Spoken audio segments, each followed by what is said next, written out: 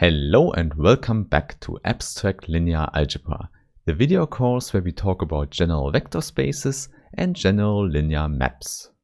And in today's part 26, we will extend our knowledge from matrix representations to compositions of linear maps. And there we will see that this is related to the matrix product as we already know it from matrices. But as always, before we start with the definitions, I first want to thank all the nice people who support this channel on Steady, here on YouTube or via other means. And moreover, as a supporter, you get a bonus which you can find with the link in the description. For example, there you find quizzes and PDF versions for the videos. Okay, and then I would say, let's start by recalling what we have learned in the last video about matrix representations of linear maps. There we had a nice picture in mind, namely we had an upper level with the abstract vector spaces V and W and the linear map L. And on the other hand, we also had a lower level for the concrete level of Rn or Cn. And for the translation to this lower level, it's necessary to choose bases B and C in our vector spaces. Because then we have a corresponding basis isomorphism for this translation. And the common name we have for this one is just capital Phi, where the index is the chosen basis B here. But here please keep in mind that some people don't give a name to the basis isomorphisms at all. They are just so natural that some mathematicians don't even bother to give them names. However, in this video series I want to make it always clear, so I will always write capital Phi to denote basis isomorphisms.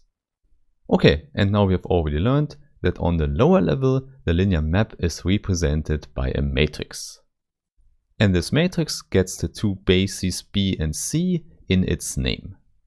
It's called L with index basis B goes to basis C. And by definition, we know that this is an M times N matrix.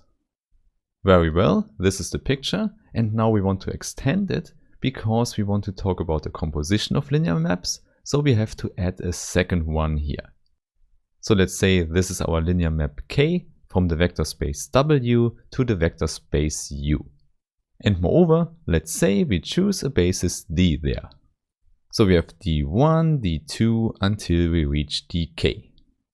So we have dimension n here, dimension m there, and in the end dimension k. So you see we can do the same translations as before, and we get a matrix representation for the linear map K as well. And the correct name would be K with index where C goes in and D comes out. So everything fits together here, and this is a matrix of size K times M. Okay, and now as already expected, we want to talk about the composition of both linear maps. So this is K after L and definitely also a linear map. And now by going to the lower level here, we already see that we have a matrix representation for this one as well. It's simply given by combining the two matrices we've already got. This means we get the following formula for the matrix representation of K after L. And there we know that the basis B goes in and matrix D comes out. And indeed, we just have to calculate a matrix product. So first, on the right, we have the matrix with respect to L, and then we simply multiply the other matrix from the left-hand side. So this is the nice formula we get, and you should definitely remember that, and you can see everything fits together. The basis B comes in from the right-hand side, and the basis D goes out on the left-hand side. And moreover, here in the middle, the basis C has to fit in. So basis C comes out here and goes in here again. This means if you're only interested in the matrix representation of K after L, it might be helpful to use this formula with a well-chosen basis C in the middle. And how this exactly works, we can immediately discuss with an example. Hence, we take two linear maps here and look at the composition. So let's start with L, which should go from R3 into P2. So a vector with three components is sent to a polynomial. So we have numbers v1, v2 and v3, and we combine them with monomials. First, for the monomial m0, I want to have the coefficient v1 plus v2 plus v3. And for the next one, m1, I want to have v1 plus v2. So please recall, m1 is just the monomial given by x. And finally, the last one should be m2, which I want to multiply with v1. So what comes out here is a well-defined polynomial. As always, you just have to know how the monomials here are defined. On the other hand, I want to take a linear map K, which now has the domain P2. And it should map into the real vector space R2. This means here we have to explain what we do with polynomials. And you already know what we can do with polynomials is, for example, calculating derivatives. So we could take the first derivative of p here and evaluate it at the point 1. What comes out is simply a number, and this should be the first component of our vector in R2.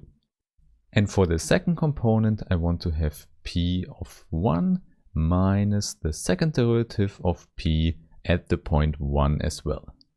So these are our definitions for L and K, and let's put this into a picture again. We start with the vector space R3 and then we map into the polynomials. Hence, there we just have our map L. And then in the next step, we map into R2. So this is the linear map K, and now we want to talk about the matrix representations. And let's say that we have the standard bases in R3 and in R2. And with respect to these, I want to have the matrix representation of K after L. And if we want to calculate that by using the formula above, we have the free choice for the basis C in the middle. And obviously, a good choice there would be to choose the monomial basis. So the family given by m0, m1 and m2, simply because it immediately helps us with the map L. Hence, in the first step here, let's write down the matrix representation L starting with the basis B and going into the basis C. And there please recall, the first column is simply given by the basis isomorphism of L of B1. And this continues, and we know we have exactly 3 vectors in. We know by the dimensions of the vector space that we have to get out a 3 times 3 matrix here. And now we know that B1 is just the first canonical unit vector in R3, so simply 1, 0, 0. And there we get out for L 1 times m0 plus 1 times m1 plus 1 times m2. So each basis element occurs once, so we have the column 1, 1, 1. And for the second, we simply put in 0, 1, 0. So what we get out here is first 1 times m0 and 1 times m1, but 0 times m2. And finally, the last column gives us 1, 0, 0. And there we have it. This is the whole matrix representation of L, and it was not hard to calculate at all. Simply because we already chose the best basis C depending on the given definition of L. However, now we have to use the same basis for our linear map K, and there we have to see how it works out. So now what we have to put in are the 3 monomials m0, m1 and m2. So we also have 3 columns here, but we land in R2, which means we only have 2 rows now. So let's put m0 into K, and then we see we have to calculate the first derivative of the constant m0. And of course, there we know the constant will give us the derivative of 0. But in the second entry here, we find p of 1, which is always 1 for our constant 1. Hence, we get 0, 1 in the first column here. And now you can do the same for the monomial 1, and we get 1, 1 for the second column. So you see, we simply have to calculate derivatives of our function x. And in the next step, we have to calculate the derivatives of the function x squared, which means we get 2 in the first component here and minus 1 in the second. So at the end of the day, we see calculating the matrix representation of K was also not hard at all. Indeed, calculating derivatives for monomials is really simple. And now for the last step, we just have to use the formula from above, which means we have to calculate one matrix product here. So we simply put columns and rows together, and then we get 3, 1 here, and 1, 2 in the second column, and finally 0, 1 here in the last column. And there we have it. This is the matrix representation of K after L. And in fact, it's with respect to the standard basis in R3 and with respect to the standard basis in R2. So you see, this formula here is really helpful because it allows us to do all the calculations on the lower level, on the matrix level. And indeed, this also gives us a very general result for invertible linear maps. This means if L is invertible, we can look at the matrix representation of this one as well.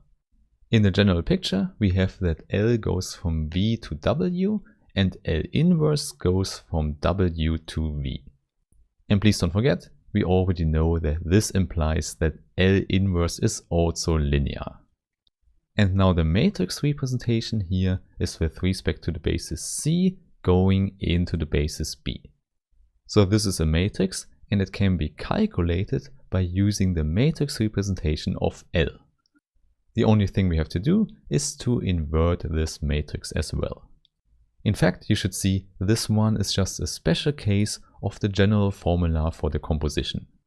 And this implies now that an invertible linear map always has a matrix representation which is invertible as well.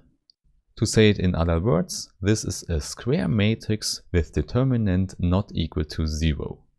So we immediately see that this only works if the dimensions from the left hand side and the right hand side don't change, so we have n is equal to m in this case. Only then we have square matrices and we can have invertible linear maps. So please remember this general fact: if the dimension of V is unequal to the dimension of W, then a linear map is never invertible.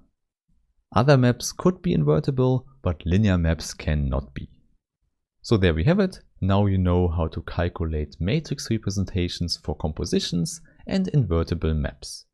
And I would say, let's discuss some more aspects of this with the next videos. So I really hope we meet again and have a nice day. Bye bye.